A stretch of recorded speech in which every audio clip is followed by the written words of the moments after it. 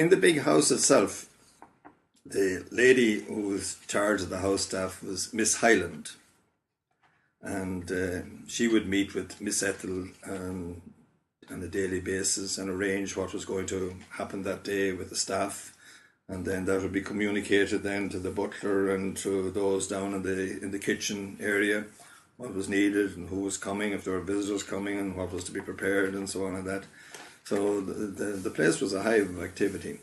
I haven't a clear idea of how many were working in the house, but I'd say there would be about 24 people there at a time. You know, you see so many people actually in and around the house, you know, between maids and scullery maids and people who did the laundry and so on. Actually, the laundry itself, the lady in charge of that was Mrs. Adams, and she had a house there, and her family were there with her.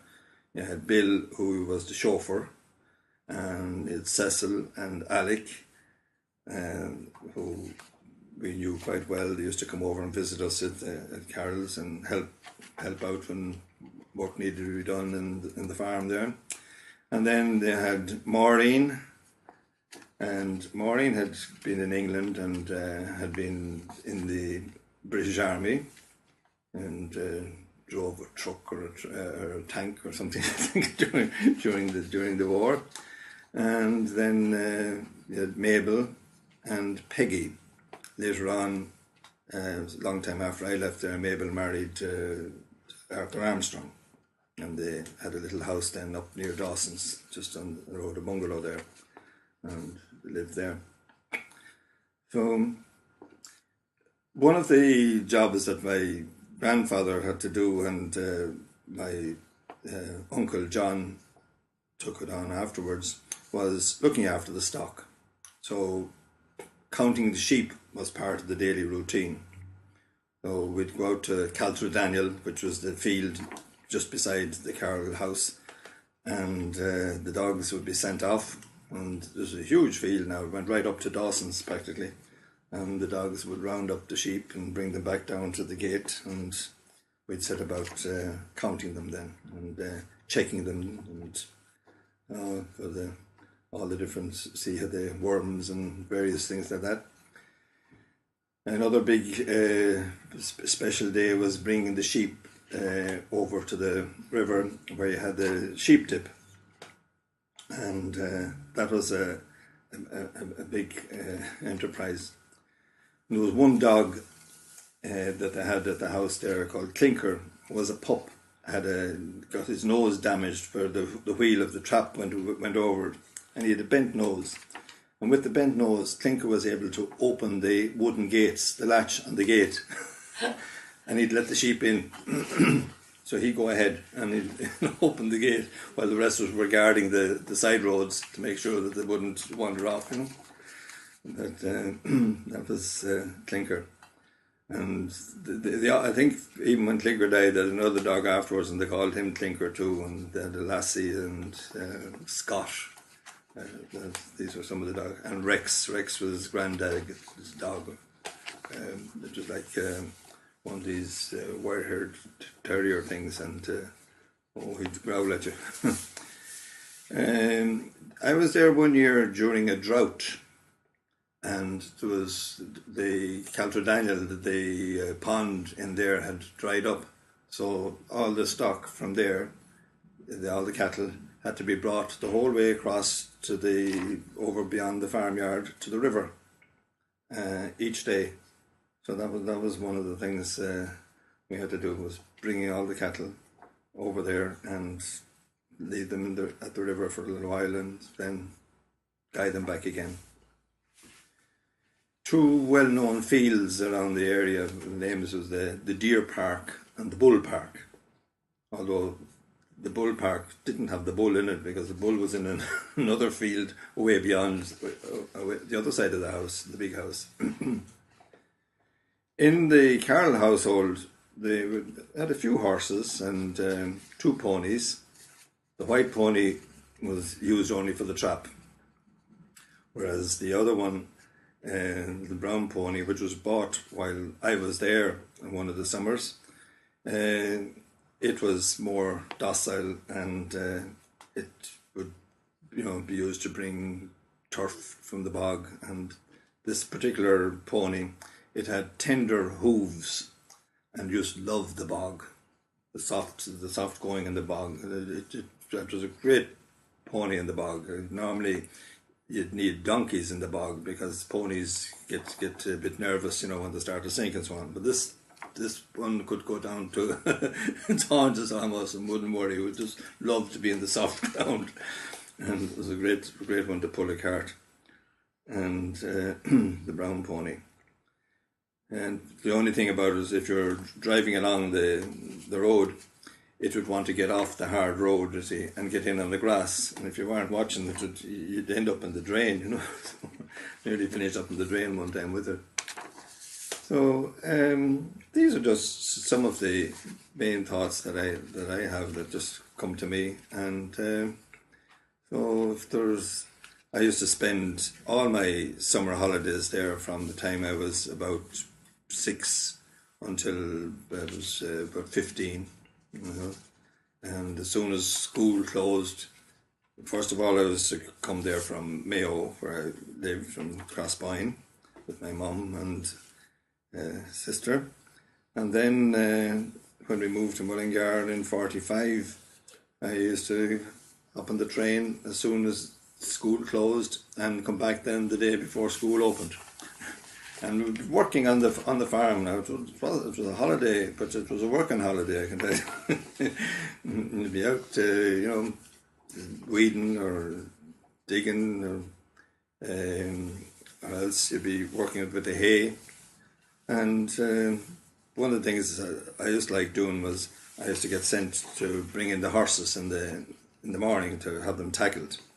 So I'd go down to the field and with a little bucket and get the horse to come over, and then bring her over near a wall and hop up on its back, and bring the other one with me and back to the tool shed, the harness place that I had near the house, and harness the horses. And sometimes we had to bring the horses right over beyond the big house where they were working with timber. They were cutting timber and drawing it down from the wood there. And I can remember even some of the people from Doon working there, Tom the Miskels. Remember Thaw Miskell working there. And I nearly left my finger there one time when we were cutting the timber, and we had the cross cut, and then one stage it kind of got stuck, and I went to lift it out, and of course my finger slipped in between two of the teeth, and the top of my finger was hanging off. You can still see the mark on it after another 60 plus years. So these are some of the memories now that I have. If you have any questions to ask on it, I'm happy to answer them.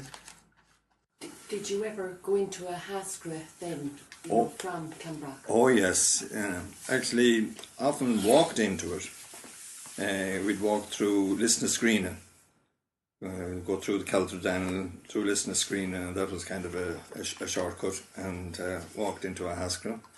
But then as I grew a bit older, I used to take the bike and often go in there to do some shopping and so on like that.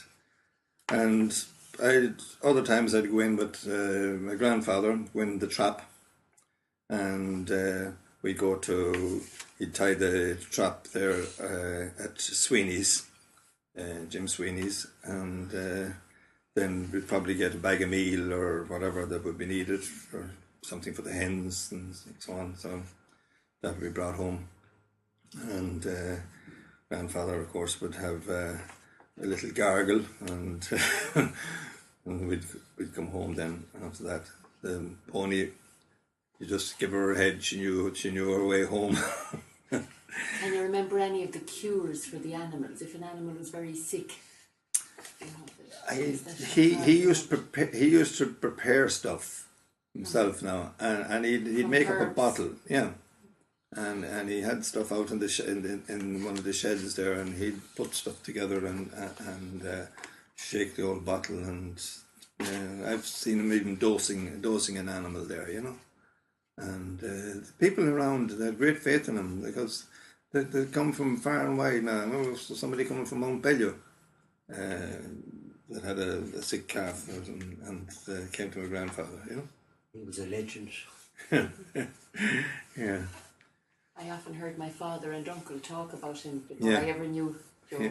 Yes. Yes, but he was so good with animals. That was it. Now I don't know if John had the same qualities. You know, if he carried on the veterinary work after grandfather had passed on, because I wasn't. There was a big number of years then I didn't go back to Clonbrock. When I went off to join the brothers, that was finished Clonbrock. So you have happy memories of your summers there. Very happy memories, yeah. And actually, I was just only recently, I drove round there, and sad to see the old house, you know, with ivy growing in front of it, the roof gone, and then round by this, there were parts of it you couldn't go very far. I couldn't even find my way to the garden, where the garden was, you know. Well, but I couldn't get that far with the car anyhow. And, but I'd like to go back there and take a walk around, you know, and see where the old castle was, and go through the old farmyard again. It'd be nice to do that. One of the things we used to have to do, we used to have to collect the post, and that was at Jack's Corner. Postman would come in and he'd leave the post and the paper under a big tree there. There was in the fork of a tree, and he'd come along there regularly in the morning, about 9 o'clock or so in the morning, and if you had post, then you passed it on to him. My sister says that there was in her time, that would be earlier years, that one of the Lionses used to collect the post from the house, and when she would be going to school to Kilclass, she'd come as far as Jack's Corner, and he'd be coming along with the post, and he'd give her a lift out as far as Concannon's Gate, and then she'd go wait then for the Concannons until they were ready, and they'd walk to Kilclass School. So that was the postal service at the time. One other memory I have of Clonbrock is the bell. They had a big bell that you'd hear all over the whole area, and that was rang in the morning time for the start of work. Now I can't actually say what time it was, whether it was 9 o'clock or 8 o'clock in the morning that it rang, but it used to ring again then at 12 o'clock, and ring again in the evening time, and I think it was was it 5 or 6 o'clock in the evening that it rang. And but even when we had summertime, the bell still kept going to the old time, so that they didn't change. They still had kept old time. Well, they figured that the animals, you know, they needed their regular routine, and that was the time that they'd come for the milking and so on. So that wasn't to be changed. Yeah.